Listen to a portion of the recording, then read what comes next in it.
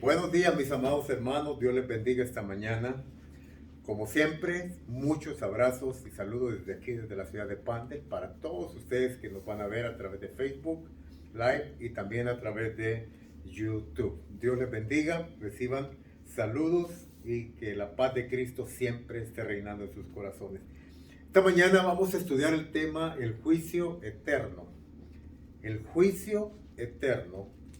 Y he pedido a algunos hermanos que están aquí apoyando este estudio que por favor nos lean algunos versículos, los vamos a poner como un fundamento bíblico para luego empezar a desarrollar el tema de esta mañana.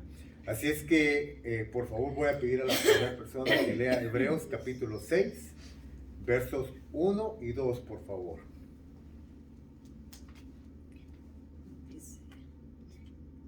Por tanto, dejando ya los rudimentos de la doctrina de Cristo, vamos adelante a la perfección, no echando otra vez el fundamento del arrepentimiento de obras muertas, de la fe en Cristo, de la doctrina de bautismos, de la imposición de manos, de la resurrección de los muertos y del juicio eterno. Amén. Amén. Bien, si nos damos cuenta, el escritor de Hebreos está señalando 6 doctrinas básicas, fundamentales de la fe cristiana. Esas 6 doctrinas deberían de ser parte de nuestra vida, las deberíamos de conocer nosotros, los hijos de Dios, los discípulos de Jesucristo. Dice la primera dice aquí, verso 1, no echando otra vez el fundamento del arrepentimiento de obras muertas. Primera doctrina, arrepentimiento de obras muertas. Número 2, de la fe en Dios.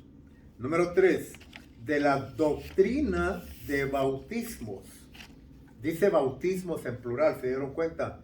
Porque hay más de un bautismo. Hay bautismo en el Espíritu Santo, hay bautismo en fuego, hay bautismo en aguas, entonces, etcétera, etcétera. Bien, entonces de la doctrina de bautismos. Luego dice de la imposición de manos, número 4. De la resurrección de los muertos, número 5, que es lo que estuvimos hablando la semana pasada. Y el último es del juicio eterno, que es lo que vamos a hablar hoy. Entonces el juicio eterno es una doctrina básica, fundamental en la palabra de Dios. Voy a pedir por favor a la siguiente persona que nos lea el texto que le dimos.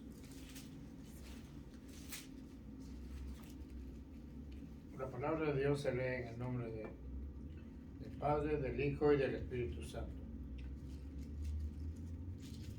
2 Pedro 3:10. Sabiendo primero esto, que en los postreros días vendrán burladores andando según sus propias concupiscencias, y diciendo, ¿dónde está la promesa de su advenimiento? Porque desde el día en que los padres durmieron, todas las cosas permanecen así, como desde el principio de la creación. Estos ignoran voluntariamente que en el tiempo antiguo fueron hechos por la palabra de Dios los cielos y también la tierra, que proviene del agua y por el agua subsiste, por lo cual el mundo de entonces pereció, anegado en agua. Pero los cielos y la tierra que existen ahora están reservados por la misma palabra.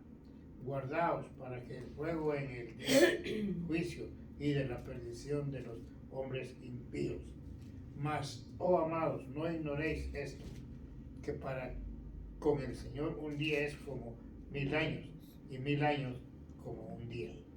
El Señor no retarda su promesa, según algunos lo tienen por tardanza, sino que es paciente para con nosotros, no queriendo que ninguno perezca, sino que todos procedan al arrepentimiento. Pero el día del Señor vendrá como ladrón en la noche, en el cual los cielos pasarán con grandes estruendos y los elementos ardiendo serán deshechos, y la tierra y las obras que en ella hay serán quemadas. Amén. Continuemos con el versículo 11 hasta el 15, por favor, hermana. Sí. Puesto que todas estas cosas han de ser deshechas, como no debéis vosotros andar en santa y piadosa manera de vida, y esperando apresurados para la venida del día de Dios, en el cual los cielos encendiéndose serán deshechos, y los elementos siendo quemados se fundirán. Pero nosotros esperamos, según sus promesas, cielos nuevos y tierra nueva, en los cuales mora la justicia. Por lo cual, oh amados, estamos en espera de estas cosas. Procurad con diligencia ser hallados por Él sin mancha e irreprensibles en paz, y tener entendido que la paciencia de nuestro Señor es para salvación, como también nuestros amados hermano Pablo, según la sabiduría que le ha sido dada, os ha escrito. Amén. Amén. Siguiente, por favor. Porque si pecaremos voluntariamente después de haber recibido el conocimiento de la verdad, ya no queda más sacrificio por los pecados, sino una horrenda expectación de juicio y de hervor de fuego que ha de devorar a los adversarios. Amén. Aleluya. Bueno, entonces, si se dieron cuenta, todos estos versículos, bueno, aparte de tocar algunos otros elementos de doctrina y de enseñanza, lo importante es que podamos aquí esta mañana recalcar cómo la palabra de Dios en reiteradas ocasiones nos advierte acerca de un juicio. Este juicio tiene un enfoque de eterno, un juicio en la eternidad. Es algo que va a suceder, hermanos. Eso es algo que va a acontecer. Ahora, a manera de introducción, quiero nada más decirles, algunas personas piensan que Dios, por la Biblia, mostrarlo como un Dios de amor, que lo es, en esencia Dios es amor. Algunas personas malinterpretan y dicen, ¿cómo es posible que un Dios de amor pueda a la misma vez ejecutar juicio? Y en este caso un juicio eterno. Y en este caso un juicio tan fuerte, tan duro, donde se habla de destrucción, se habla de fuego, se habla de una destrucción masiva de todas las cosas. ¿Cómo es posible que ese Dios de amor vaya a hacer eso? La realidad es que no logramos, estas personas que piensan de esa manera no logran entender realmente la naturaleza del carácter de Dios. Come on. Y se les olvida que Dios, si en esencia es un Dios de amor, también la palabra de Dios dice que es un juez, ¿no? Y su misma naturaleza de juez es la que va a llamar a cuentas. Ahora, algo muy hermoso es que en su naturaleza de amor, Él nos da tiempo para que haya arrepentimiento. Y algunas personas se aprovechan de eso e inclusive se mofan y se burlan diciendo, ¿dónde está la promesa del avenimiento del Señor? Y es cierto, ¿verdad? No, muchas veces cuando estamos testificando y hablando del Evangelio de Jesucristo, algunas personas aluden a esto y nos atacan de esa manera. Sí. Ustedes los cristianos viven diciendo de que Jesús viene, pero ¿dónde está eso? O sea, vienen diciendo lo mismo por más de 2000 años. ¿Y dónde está? No viene. Y el mismo Pedro responde a este tipo de argumentos de las personas y les dice, es que no logran entender que Dios, por ser un Dios de amor, quiere que todos se arrepientan, que vengan al arrepentimiento.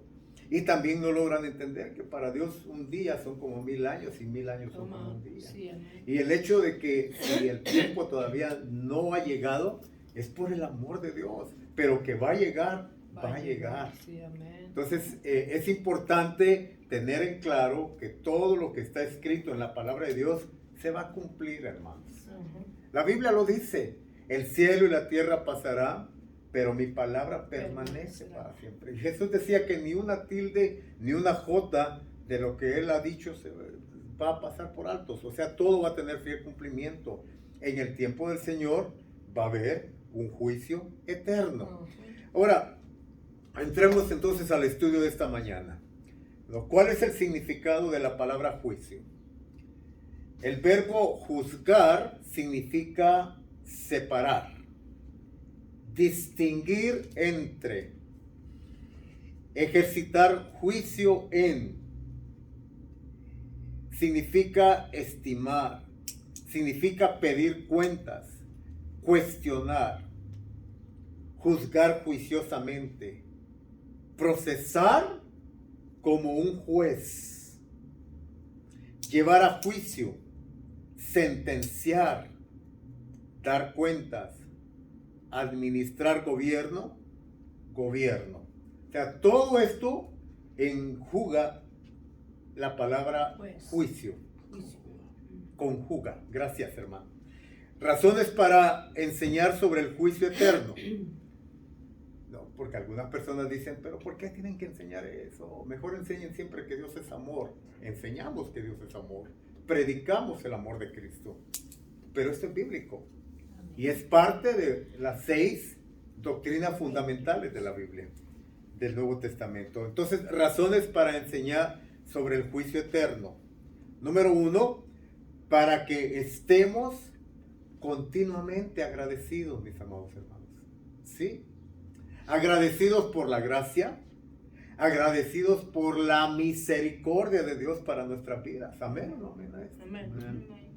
Vamos a ver qué dice Romanos capítulo 5, verso 8 y 9. Hermano José. Estando en pecado. Romanos capítulo 5, verso 8 y 9.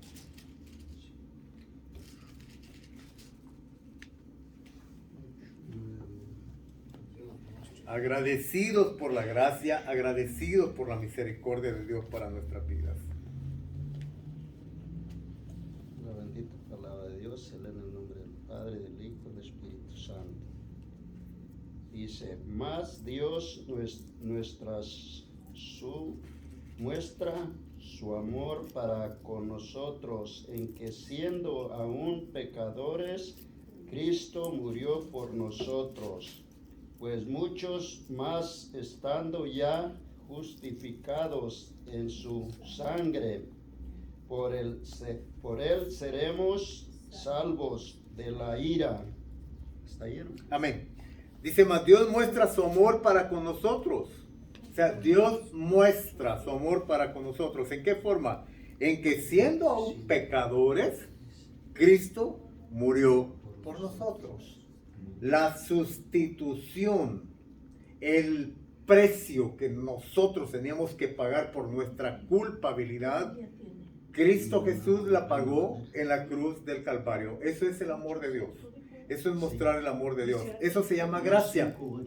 Eso se llama gracia. Eso se llama favor no merecido. Esa es la gracia, el favor de Dios para nuestras vidas. Ahora, ¿qué es lo que tenemos que nosotros estar? Agradecidos. Agradecidos por esa misericordia, agradecidos por ese perdón de pecado. Ahora, segunda razón para enseñar sobre el juicio eterno, es para que vivamos en el temor de Dios. Ojo, no estoy diciendo en el miedo. No estoy hablando de una zozobra, de vivir comiéndonos las uñas. Algunos cristianos, algunas personas que son cristianas viven así. Cuando se oye hablar de todas estas cosas, de la venida de Cristo, del juicio eterno. No hable de eso, hermano. ¿Por qué no? Es bíblico. ¿Cómo está su relación con Cristo? ¿Está en una conexión con Jesús? ¿Ha entendido el propósito de la cruz en su vida? ¿El propósito de la muerte de Jesús? Si usted tiene revelación de quién es Jesús y lo que Él vino a hacer por usted, usted no debería de vivir con miedo y temor. Ni de la muerte, ni del juicio eterno, ni de la segunda venida, ni del infierno, ni nada de eso. ¿Por qué? Porque yo tengo, a través de mi fe en Cristo, una paz para con Dios que me da descanso a mi alma, que en cualquier momento que Él me llame a su presencia, estoy listo para irme con Él, a gozarme de la eternidad con Él. ¿Cuál es el problema? Al contrario, Debería ser una bendición todo esto para nosotros. Amén. Bien, entonces no es miedo, no es zozobra, no, es el temor de Dios. El temor de Dios en la Biblia no es miedo. El temor de Dios en la Biblia, en el libro de Proverbios, nos dice que el principio de la sabiduría es el temor a Jehová. Es un principio bíblico que habla más bien de un respeto y una reverencia a Dios y a su palabra. Pero no es miedo. Una cosa es miedo y otra cosa es respeto. Amén. Yo siempre suelo decir esto cuando estamos hablándole a los hombres, especialmente que somos padres. Digo, ¿su hijo le tiene miedo o le tiene respeto? Porque hay niños que tienen miedo a sus papás, pero no lo respetan. Entonces, no, lo que Dios quiere no es que vivamos vidas con miedo, sino que vivamos vidas con reverencia ante su presencia. Aleluya. Hebreos capítulo 10, versículo 31, hermana Martita. Y primera de Pedro 1:17, hermana Ruth. Hebreos 10:31. Y primera de Pedro 1:17.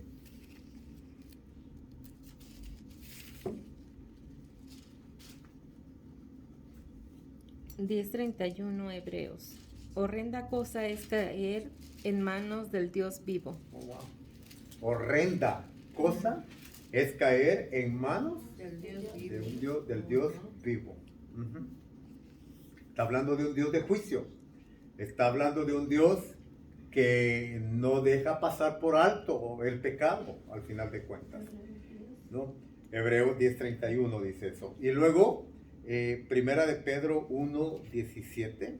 Y si invocáis por Padre a aquel que sin acepción de persona juzga según la obra de cada uno, conducíos en temor por el tiempo de vuestra peregrinación, sabiendo que fuisteis rescatados de vuestra vana manera de vivir, la cual recibisteis de vuestros padres, no con cosas corruptibles como oro o plata, sino con la sangre preciosa de Cristo, como de un cordero sin mancha y sin contaminación.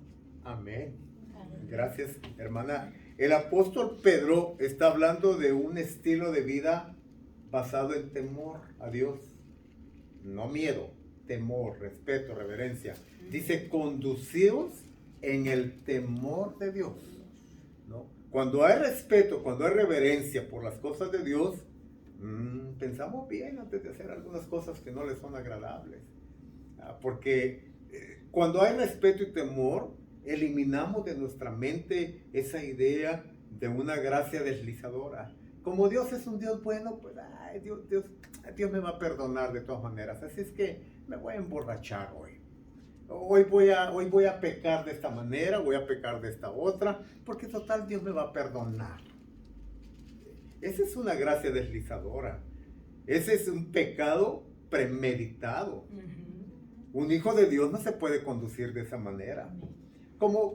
Es que mucha gente vive una vida cristiana religiosa, pero no vive una vida de respeto y reverencia a Dios. Viven en la carne. Como cuando vivíamos en la religión tradicional, ¿de acuerdo? O sea, íbamos los domingos, hacíamos la liturgia, nos daban las penitencias, ¿verdad? Y por un ratito en la mañana todo bien, pero ya después, al mediodía del domingo en adelante, eran las borracheras, eran los pleitos, y luego durante toda la semana era igual, y luego el domingo regresábamos para que nos perdonaran los pecados, nos dieran las penitencias, ¿verdad? Tantos Padres Nuestros, tanto esto, y entonces para limpiar nuestras conciencias, y luego otra vez a lo mismo. O sea, eso no es cristianismo, por el amor de Dios.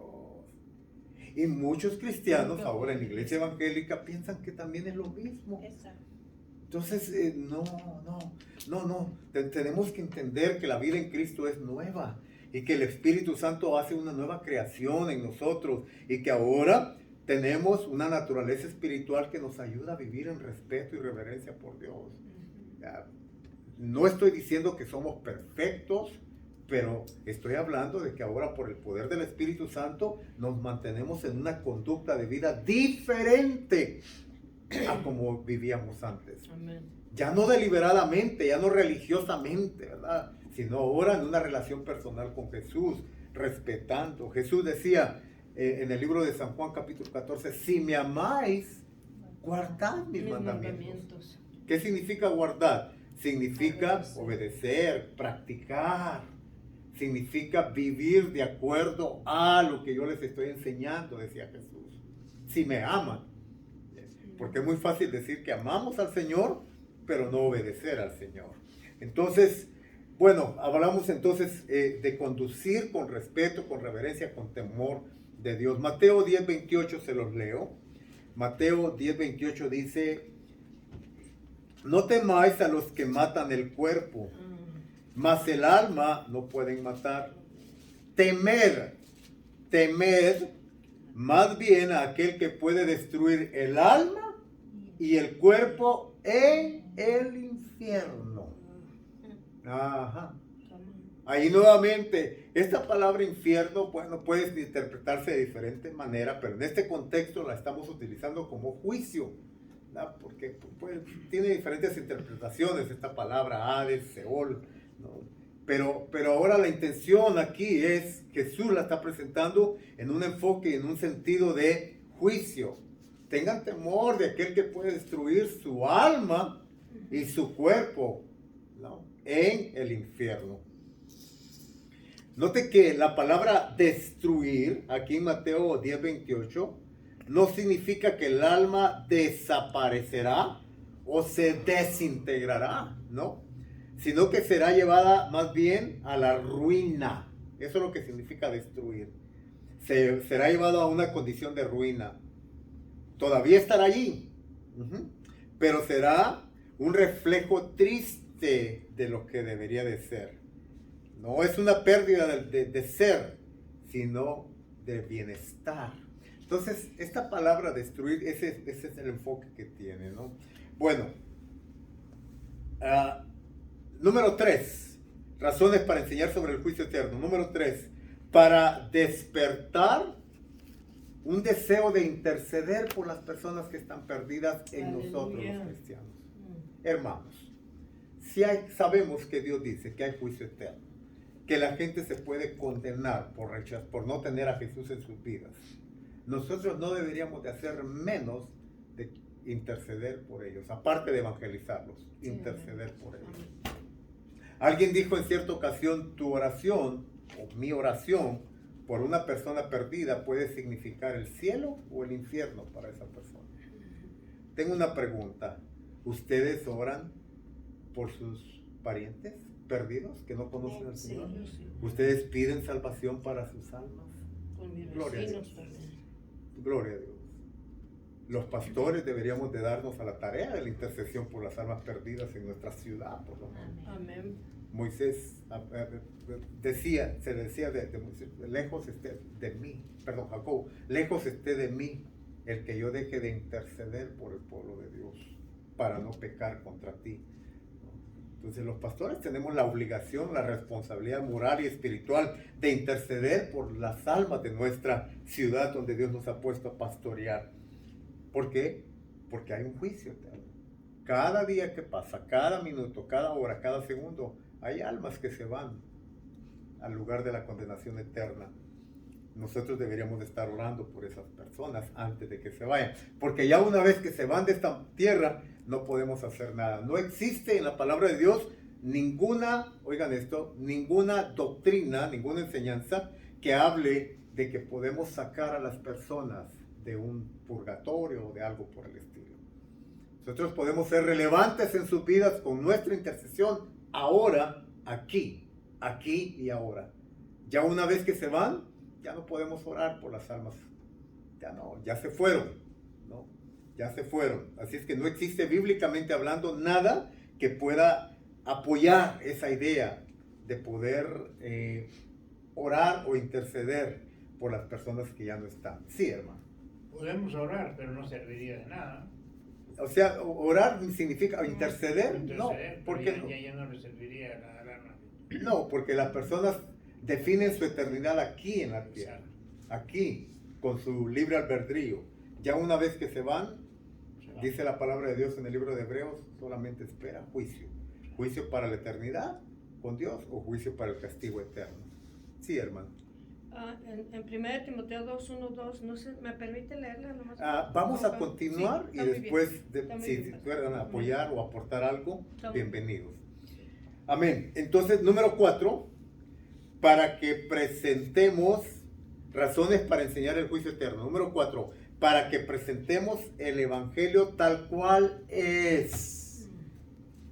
O sea, no hay que tratar de disfrazar el evangelio. No hay que tratar de, perdónenme que lo diga de esta manera, lo digo de esta manera, no hay que tratar de domesticar el evangelio, porque algunos piensan que es un poder salvaje.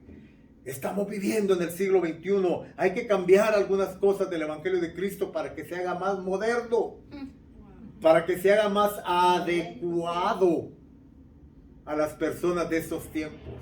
Entonces hay que ser más permisivos, hay que ser, bueno, de hecho, el evangelio tenemos que decirlo tal cual es. Sí. Y si algunos pastores están tratando o estamos tratando de decir algunas cosas que Cristo no dijo, o que interpretamos cosas que decimos Cristo quiso decir, ¿qué? Jesús quiso decir lo que dijo. Porque si Él hubiera querido decir otra cosa, Él hubiera dicho otra cosa. Amén. Pero Él dijo lo que dijo y ahí está en la Escritura. Y no podemos cambiarlo. Así es. No podemos. Entonces el evangelio tiene que ser predicado. ¿Qué evangelio? El evangelio del reino de Dios. El evangelio que implica arrepentimiento genuino. Porque sin arrepentimiento no hay conversión. ¿Cuál es el enorme, y llamo problema? Porque ese es un problema. De verdad es un problema en el reino de Dios. ¿No? Para algunos pastores no es problema. Pero para aquellos que quieren vivir dentro del evangelio del reino, sí es un problema. Algunas personas, algunos pastores, ¿verdad? Tenemos los templos llenos, multitudes, mega congregaciones de gente simpatizante de Jesús, pero no convertidos a Jesús. Qué triste. Entonces el resultado es que hay masas de gente, multitudes de gente, ¿verdad? A los cuales hay que entretenerlos, a los cuales hay que predicarles lo que quieren oír, ¿verdad? Hay que estar en sintonía con lo que sus oídos quieren escuchar. Hay que alimentar sus oídos egocéntricos, ¿verdad? Y el evangelio del materialismo está a la orden del día, ¿sí? Muchos han caricaturizado el evangelio de Cristo porque han dejado de presentarlo tal cual las escrituras lo presentan. El evangelio del reino de Dios es un evangelio de gobierno, es un evangelio que va directamente en contra de lo que la Biblia llama pecado en el hombre. Entonces, con el evangelio caricaturizado, lo que tratamos de hacer es darle a una persona muriéndose de cáncer una aspirina. Una aspirinita ahí, con el evangelio caricaturizado. Mientras que cuando predicamos el evangelio del reino, estamos llegando a la raíz del pecado. ¿Cuál es la esencia del pecado del ser humano? La rebelión contra Dios. El querer hacer lo que yo quiero. ¿Y quién es Dios para que se meta en mi vida? Dijo Adán y Eva en el huerto del Edén. Dios dice que de ese fruto no, pues yo digo que sí. Claro, engañados por una serpiente. Y así está la gente hoy en día también. Engañados por la serpiente del Génesis, todavía. Hay mucha gente que sigue siendo atraída por la manzana. Por la manzana. No es manzana, es el fruto de un árbol. No sabemos qué. Es algo metafórico. Es el ego, la vanagloria, el querer hacer lo que yo quiero, el vivir de acuerdo a mis propios estándares de vida, pero no a los estándares de Dios. Entonces voy a la iglesia para satisfacer mi conciencia un poquitito, pero no me quiero comprometer con Dios, no quiero vivir el evangelio de la cruz de Cristo, no quiero entregarme de lleno porque no quiero fanatizarme. Ese es el título que le dan ahora a aquellos que se quieren vivir, comprometer con Dios. Fanáticos, religiosos. Entonces, tenemos que predicar el evangelio tal cual está en la Biblia, el cual predicaba Cristo y el cual predicaron los apóstoles. ¿Cómo predicaba Cristo? Cuando Cristo evangelizaba, predicaba a los perdidos, ¿cómo lo hacía? Hay algunas señales que vemos ahí en la Biblia. Por ejemplo, lo encontramos aquel día llegando al mar de Galilea y encontrando a dos hombres que eran pescadores, dos hermanos. Uno se llamaba Pedro y el otro Andrés.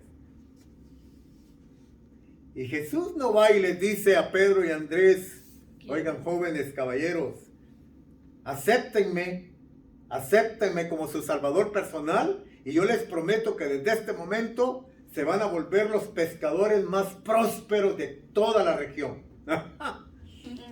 Yo les prometo que desde ahora en adelante sus vidas van a cambiar y nunca van a tener problemas. Todo ahora va a ser un jardín de rosas para ustedes, pero acéptenme como su salvador personal. ¿Predicaba así Jesús? No. Cuando los ve, les dice, síganme. Yo los haré pescar. Y los voy a hacer pescadores de hombres. Aleluya. Hay un cambio de vida. Sí, amén. Hay un cambio de rumbo, de dirección. Ya no puedes ir por el mismo camino que llevabas. Ahora hay una nueva meta. Hay un hombre llamado Mateo. Es un cobrador de impuestos. Y ahí está sentado cobrando los impuestos del pueblo. Era probablemente un ladrón. Robaba. ¿No? Hacía negocios que no estaban bien delante de los ojos de Dios. Y cuando Jesús lo ve, Jesús no va y le dice, Mateo, quiero que vengas a ser parte de mi iglesia porque eres un hombre próspero. Y quiero que aportes, como Dios te ha bendecido. Fíjate, Dios te ha bendecido. ¿Dios bendice a los ladrones? No. El diablo probablemente sí bendice a los ladrones. Pero Dios no bendice a los ladrones. Dios bendice a los que hacen trampas en los negocios. Pero es un hombre próspero, está cobrando, tiene dinero. Entonces no importa, sigue así como estás, pero eso sí, trae diezmos a la iglesia, Mateo. Porque necesitamos construir un gran templo hermoso, el más hermoso de la ciudad, Mateo. Entonces, y yo como pastor me voy a sentir, ¿verdad? Imagínate a Jesús predicando de esta manera. Me voy a sentir como un pastor exitoso porque tengo a Mateo dentro de mi congregación. El que diezma, el que ofrenda. El que llega a la iglesia en carro del año, ¿verdad? Y wow, aquí tengo al empresario más importante de la ciudad. No, Jesús no iba en busca de esas cosas. Jesús ve a Mateo y le dice, sígueme.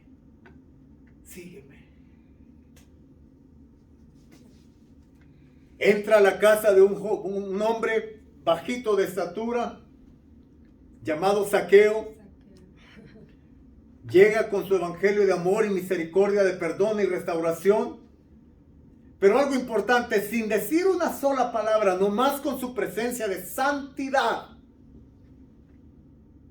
Estando Jesús ahí presente en la casa de Zaqueo, este hombre queda tan conmovido por esa hermosa presencia de santidad que de él mismo brota la necesidad de decir, Señor, amo, dueño, jefe de mi vida, de ahora en adelante voy a devolver la tercera parte de mis bienes, ya no voy a robar más. Y empieza a confesar su pecado. ¿Quién le dijo que tenía que confesar su pecado? El Espíritu Santo. La presencia de Jesucristo. Esa presencia de santidad obrando en el corazón de ese hombre. Lo hace ir al arrepentimiento y confesar y decir, yo voy a devolver lo que he robado. Voy a devolver lo que he quitado a la gente de una forma que no debo quitarla. Hay arrepentimiento genuino, hay cambio, hay transformación, porque la presencia del Maestro está ahí en la casa. Y él lo quería ver. Cuando la gente quiere ver a Jesús, lo va a ver en su plena santidad de vida también, que le va a provocar un arrepentimiento genuino de corazón. En estos tres casos, si se dieron cuenta, Jesús está evangelizando a la gente. Jesús no está manipulando. Jesús no está tratando de controlar ni con una forma dictatorial. Pero eso sí, el evangelio del reino está siendo predicado. Y se dieron cuenta que Jesús no hace nada más que hablar y vivir. Y entonces, ¿quién hace la obra en el corazón? El Espíritu Santo. Tanto en Pedro como en Andrés. tanto como en Zaqueo o en Mateo. Allá hay esa disyuntiva de vida y ¿qué hago? Me ha dicho que le siga, pero ¿y mis bienes? ¿Y mis cosas materiales? ¿Y lo mío? Mi carro. Y ahí entra entonces esa disyuntiva. ¿Qué hago? ¿Qué hago? Pero hay algo dentro de sí que le llama. Es el Espíritu Santo que está redarguyendo. Hasta que llegue el momento en que se rinden y dicen, vamos en pos de ti. Vamos en pos de ti. Pedro y Andrés llegaron a ser 2 apóstoles de Jesús. Mateo llegó a ser un tremendo apóstol de Jesús también. Y Zaqueo dio testimonio de un genuino arrepentimiento. Ese es el evangelio del reino, mis amados hermanos. Ahora, hablemos un poco de cómo se revela la ira de Dios. ¿Cómo se revela la ira de Dios? Se revela en la conciencia del hombre.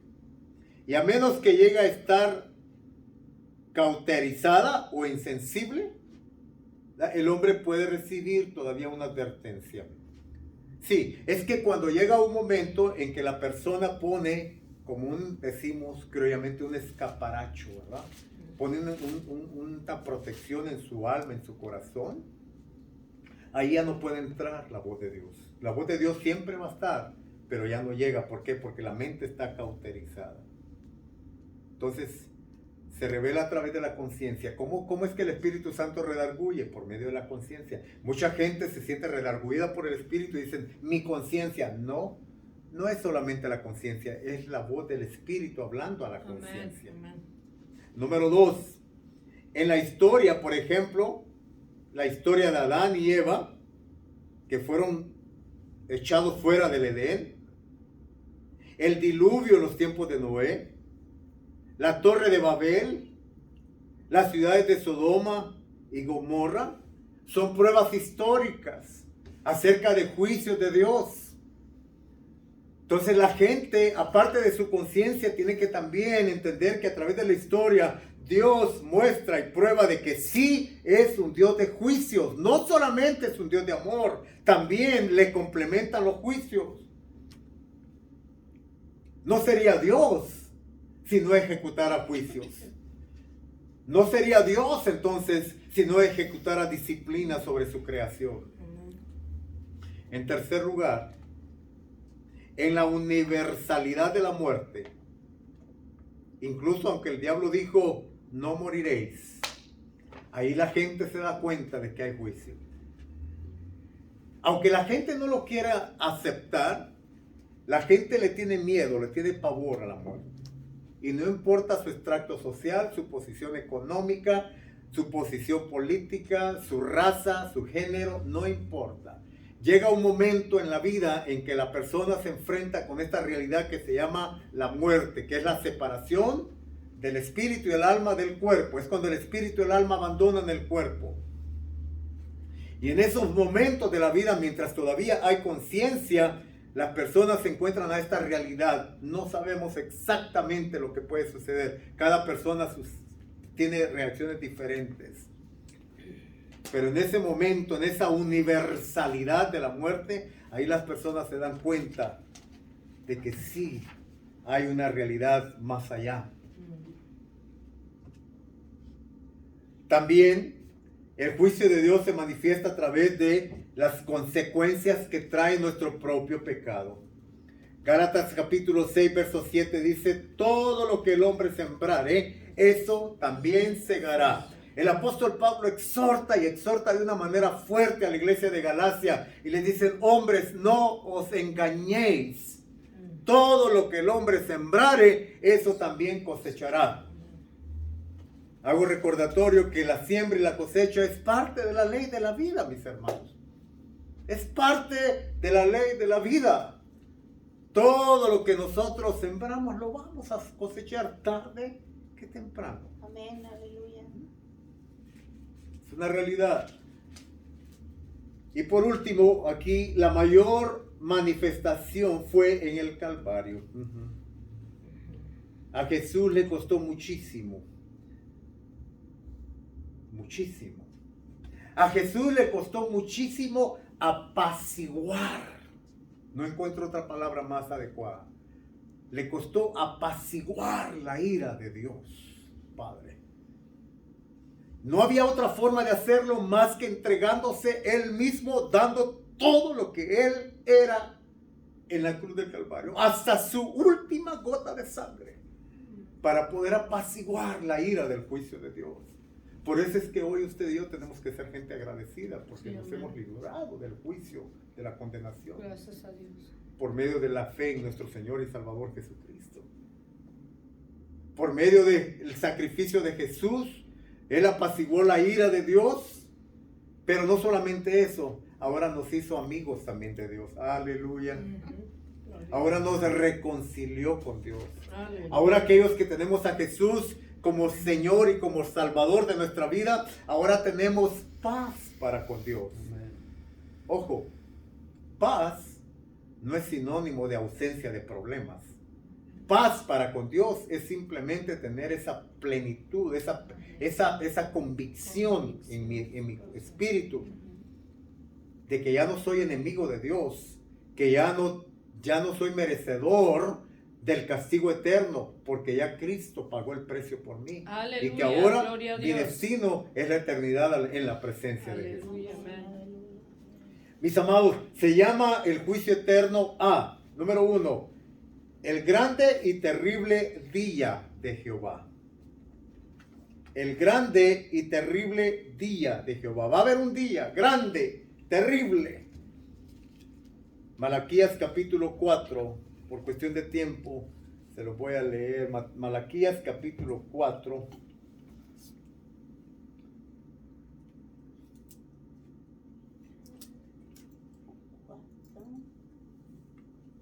El versículo 5.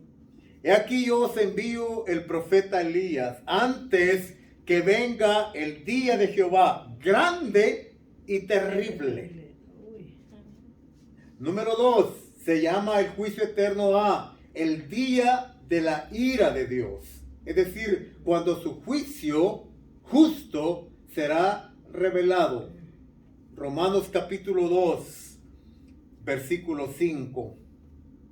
Romanos capítulo 2, versículo 5. Pero por tu dureza y por tu corazón no arrepentido, atesoras para ti mismo ira para el día de la ira y de la revelación del justo juicio de Dios. El justo juicio de Dios. Dios, por su naturaleza de juez justo, no puede ejecutar un juicio injusto. Por eso dice el apóstol Pablo que va a ser un juicio justo.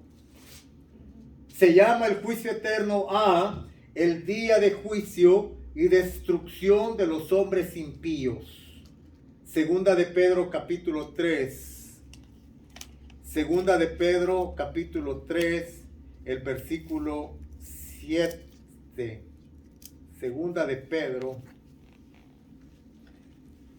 capítulo 3, versículo 7. Pero los cielos y la tierra que existen ahora están reservados por la misma palabra, guardados para el fuego en el día del juicio y de la perdición de los hombres impíos.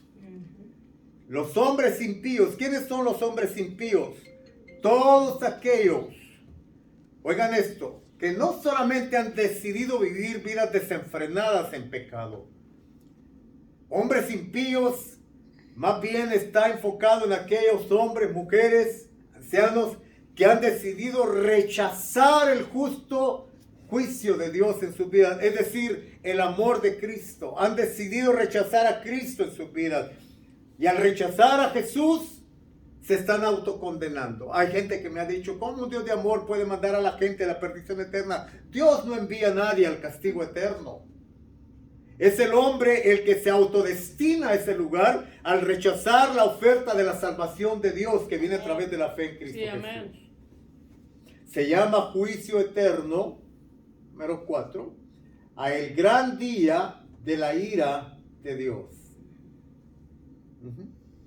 El Dios que se sienta en el trono, el Dios del Cordero. Apocalipsis capítulo 6, versículo 16. Apocalipsis, capítulo 6, versículos 16 y 17. Y decían a los montes y a las peñas: caed sobre nosotros y escondednos del rostro de aquel que está sentado sobre el trono y de la ira del Cordero. Oh, Dios mío, de la ira del Cordero. Mis amados hermanos, quiero recordarles algo. Jesús un día vino como cordero y fue llevado al matadero. Enmudeció y no abrió su boca. Y lo hizo por amor, lo hizo para perdonar pecados. Pero llega el día del juicio eterno, donde ese cordero se convierte en un cordero de ira, de juicio. Amén. Fuego consumidor. Para aquellos que le rechazaron, para aquellos que viven impíamente. El verso 17 dice: porque el gran día de su ira ha llegado. El gran día de su ira ha llegado. Y luego hace una pregunta el apóstol Juan: ¿y quién podrá sostenerse en pie? En ese día, mis amados hermanos, no habrá nadie que pueda mantenerse en pie. Todos estarán de pie delante de aquel que juzgará vivos y muertos, dice la palabra de Dios. No habrá ningún lugar donde la gente se pueda esconder de los ojos de la ira del Cordero. En el Antiguo Testamento hay una referencia profética que dice: si arriba de las estrellas estás, de allá te derribaré. Si a lo más profundo del Seol descendieres, ahí te voy a encontrar. No hay lugar donde uno se pueda esconder. ¿Qué es el juicio eterno? Estoy terminando ya. ¿Qué es el juicio eterno? Es ser echado en el fuego eterno del infierno. Mateo 18, versos 8 y 9. Mateo 18, versículos 8 y 9. Por tanto, si tu mano o tu pie te es ocasión de caer, córtalo y échalo de ti. Mejor te es entrar en la vida cojo o manco que teniendo dos manos o dos pies y ser echado en el fuego eterno. Verso 9. Y si tu ojo te es ocasión de caer, sácalo y échalo de ti.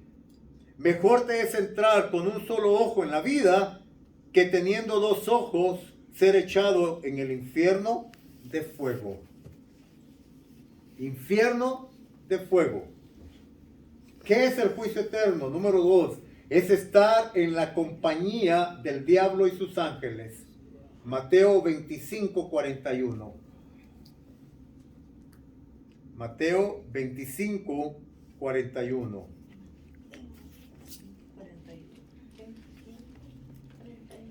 Entonces dirá también a los de la izquierda: apartaos de mí, malditos, al fuego eterno preparado para el diablo y sus ángeles. Esto es juicio eterno, mis amados. Ser echado al mismo lugar donde va a ir el diablo y sus demonios. ¿Qué es el juicio eterno? Número 3. Es castigo eterno. Mateo 25, 46. E irán estos al castigo eterno y los justos a la vida eterna. Hay solo dos lugares al final de toda la historia. Hay solo dos lugares donde se puede ir. Mateo 25, 46 lo dice claramente. Castigo eterno a los y a los justos vida eterna. Aleluya. Alrededor de Jesús, bendito sea el nombre de Jesús. Gracias por la salvación que nos da. Gracias, Padre. Nosotros somos benditos, somos bienaventurados por nuestra fe en Cristo, hermanos.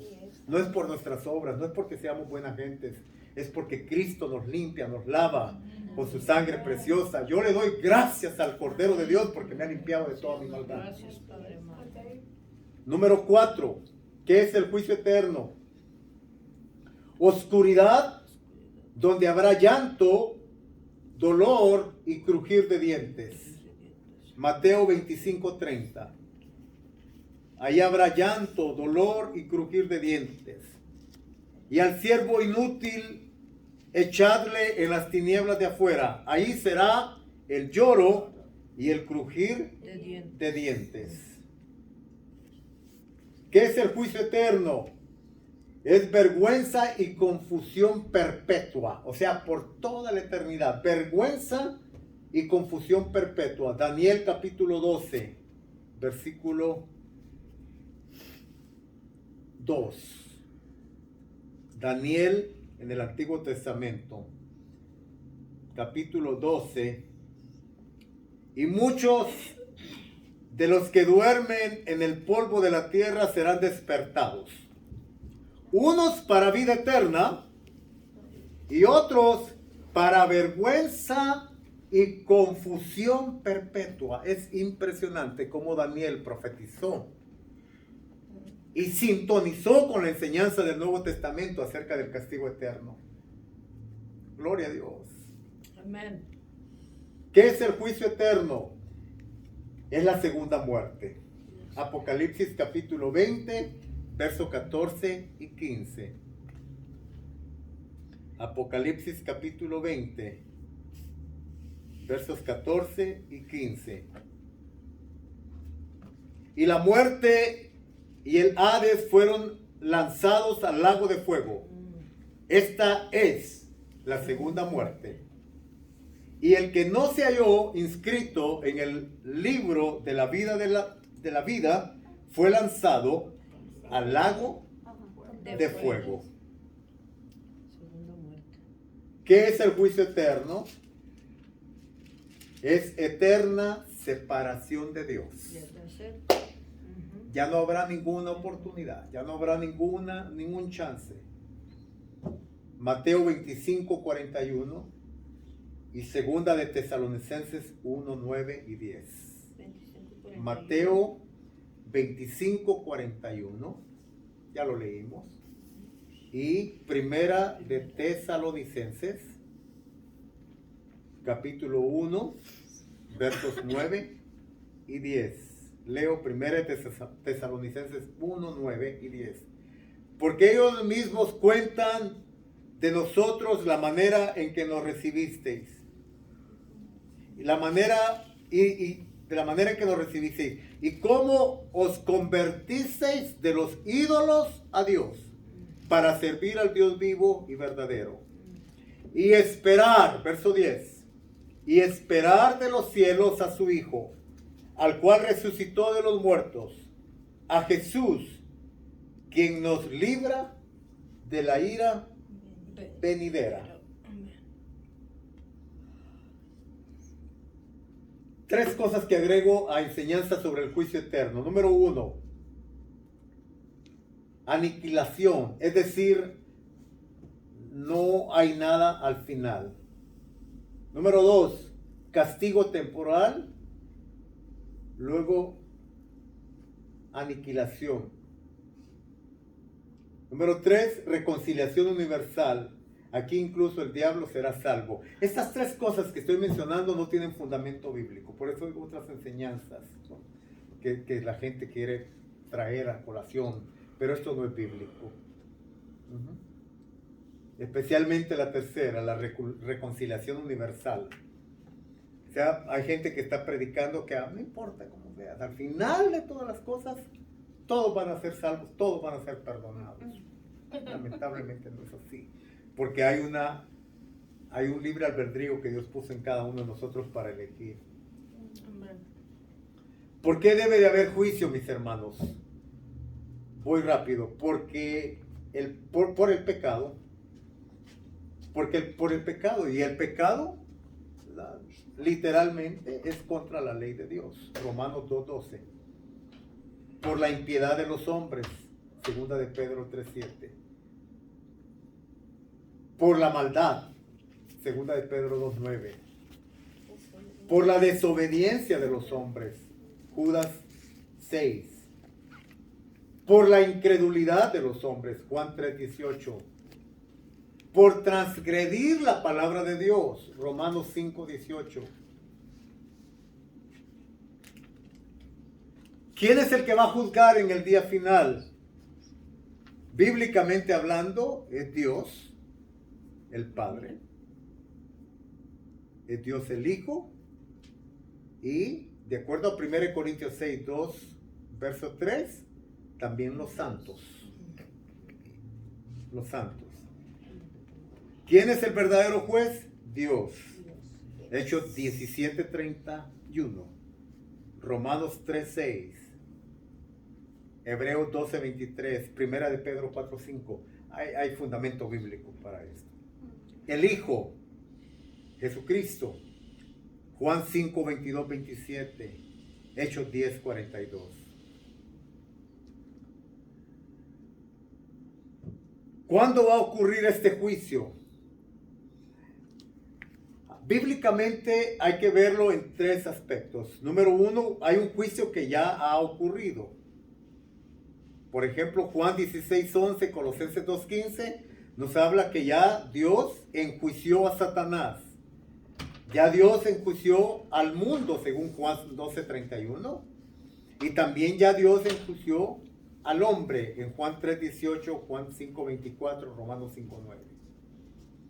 Es algo que está ocurriendo en este momento. Romanos 1:18, los pecadores. Pero también hay juicio de bendición para los cristianos. 1 Corintios 11, 31 y 32. Pero del juicio del cual estamos hablando más esta tarde, o esta mañana, perdón, es el juicio eterno, el que va a ocurrir. No el que ocurrió, no el que está ocurriendo, el que va a ocurrir, futuro. ¿Cuándo va a suceder esto? Después de la muerte. Hebreos 9:27. Vamos a ir a Hebreos 9. Hebreos capítulo 9, versículo 27.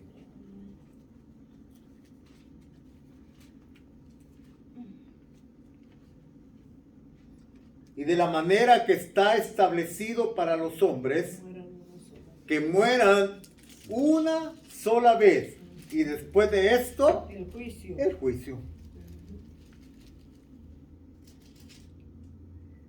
Ocurrirá, mis amados hermanos, en el día final. Juan 12:48. Juan 12:48.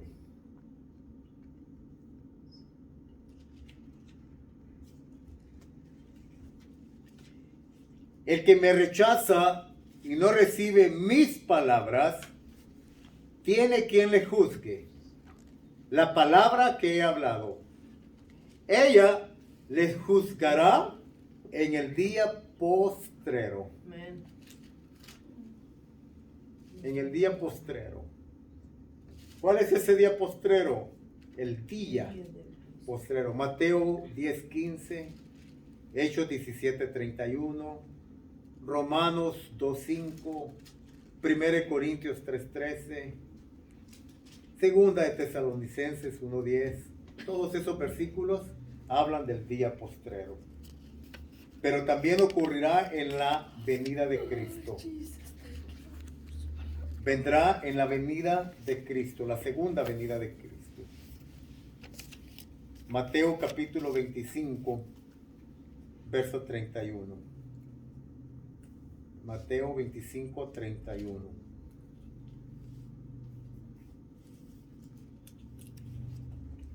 Cuando el Hijo del Hombre venga en su gloria y todos los santos ángeles con él, entonces se sentará en su trono de gloria. Amén. Gloria a Dios.